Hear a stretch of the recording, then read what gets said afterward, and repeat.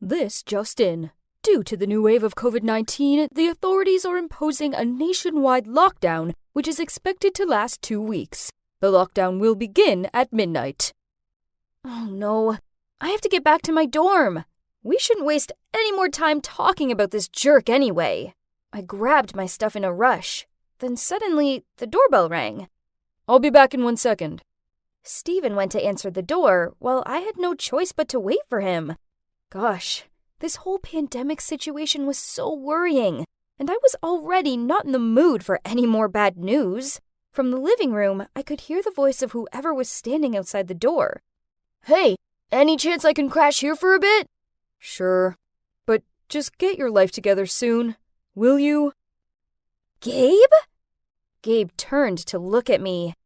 His eyes widened when he realized who I was, and he awkwardly looked away from me. So you two know each other? Stephen looked at us confused. There was an awkward silence between us three before he continued. So, Janet, this is Gabe. He's my friend from the college hockey team. Gabe, this is Janet, my good friend from high school. Jeez, this had reached new levels of uncomfortable. Gabe cleared his throat. Ahem. So, where do I sleep, Stevie? Then he headed straight to the bedroom that Stephen pointed to while yawning, saying he's going to sleep first.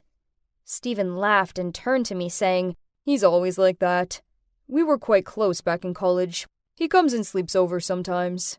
I stuttered out, Stephen, that's the guy I was just telling you about.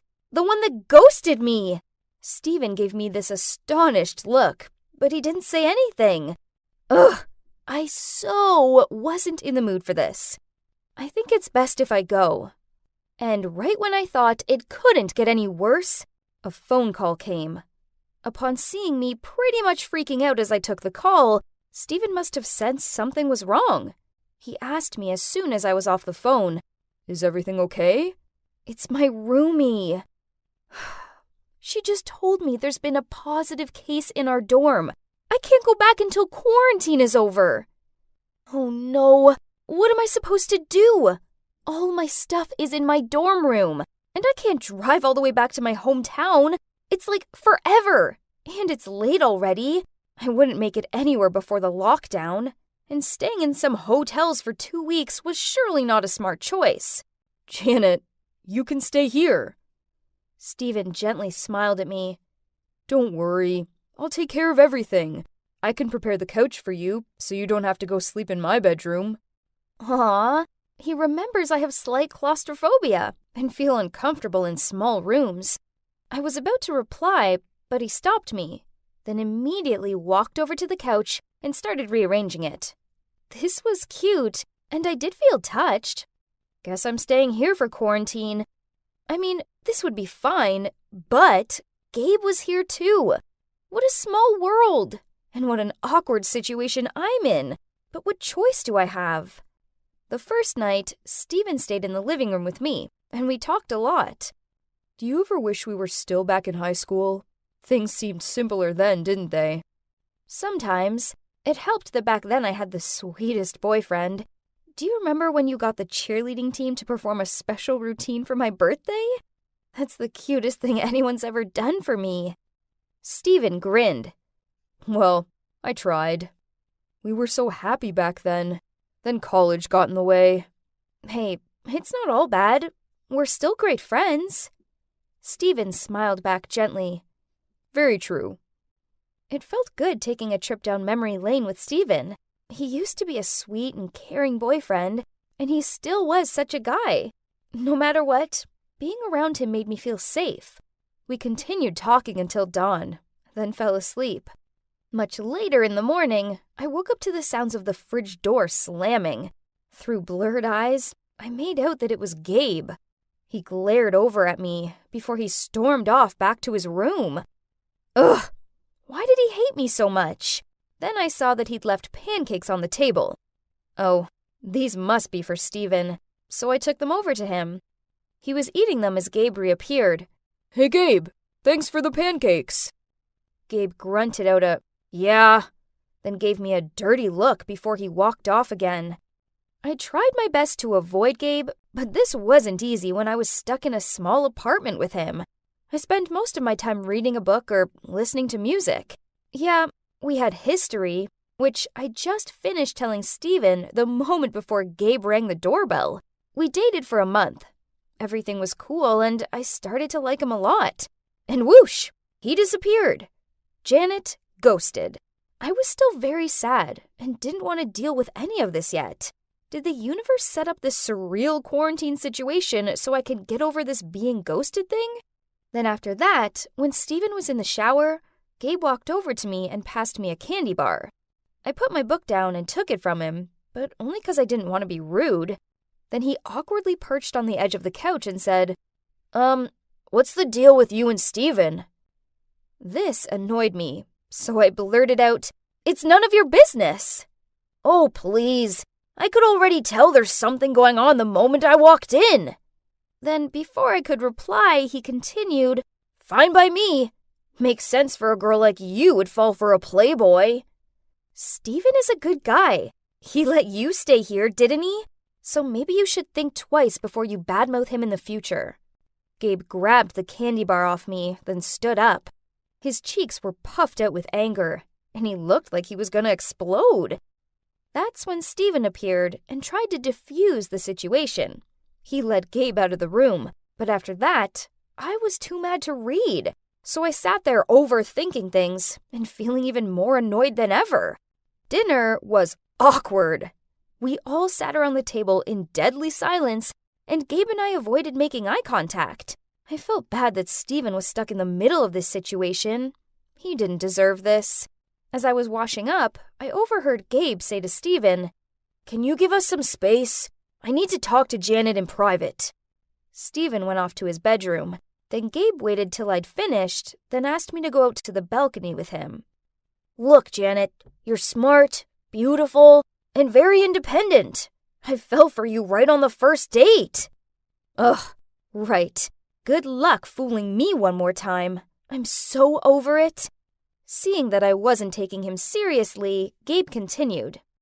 "I really mean it. That's why you're totally out of my league. I was too cowardly to tell you this, so I decided it'd be best to just disappear and let you forget about me." What? Was he being real? I had no idea he thought that way. He apologized for what he did, and I told him I forgave him. Okay, so maybe Gabe wasn't so bad after all. He's just really insecure. This sucks, as we got on so well. After our conversation, I felt less awkward around Gabe. He started doing cute things for me, such as leaving snacks with a little sticky note that had some cute doodles on it on my pillow, bringing me juices, and showing me funny memes on his phone. I mean, this didn't make up for what he did, but we were confined in a small space together, so politeness doesn't hurt, right? But then Steven started being weird. Whenever Gabe did anything nice, Steven would tut, snort, and on a few occasions, mutter out some rude comments such as, "From ghosting to stalker. Nice." Why was he being like this? Hey, don't tell me that he's jealous of Gabe. Great. Out of the frying pan, into the fire. Then, one lunchtime, Gabe made us French onion soup. As he passed it to me, Steven shook his head and, laughing, said, "That stinks. This is a poor attempt to impress Janet. FYI, she hates onions." "What do you mean? I'm not trying to impress anyone." "Oh, please. I know you still have feelings for Janet, but you're no match for her." I watched them with a poker face, since I couldn't process what was going on. Then Steven turned to me, boldly said, "Janet, so many things have happened and changed, but one thing is still solid. That's my feelings for you.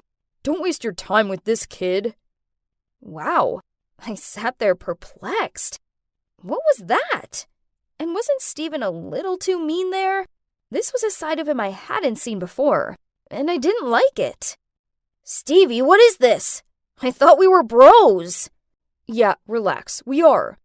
Look, we both like Janet, so she just needs to decide who she wants. So Who's it gonna be? OMG.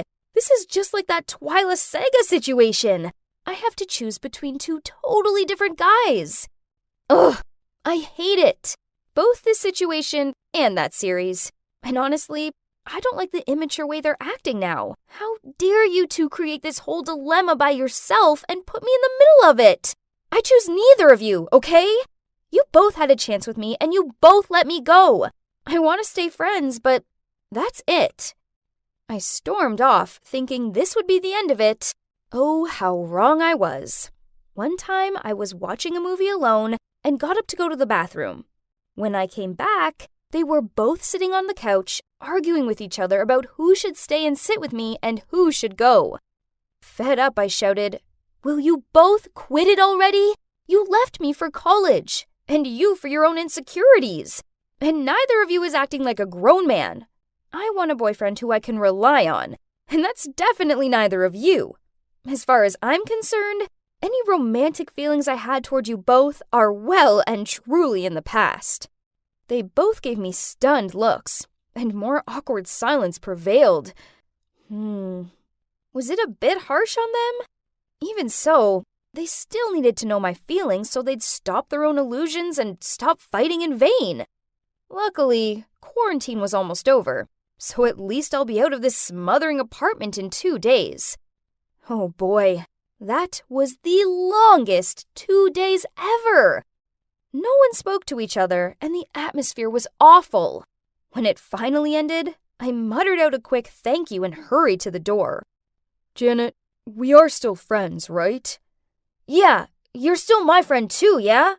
Stephen and Gabe impatiently longed for my reply, but I just smiled at them both and left. The truth is, I'm not sure I want to be friends with either of them anymore. The last 2 weeks were so weird and messed up that I can't think of anything further. So, for now, I'm just gonna enjoy the relief of getting out of that bizarre being stuck with two exes scenario first, right?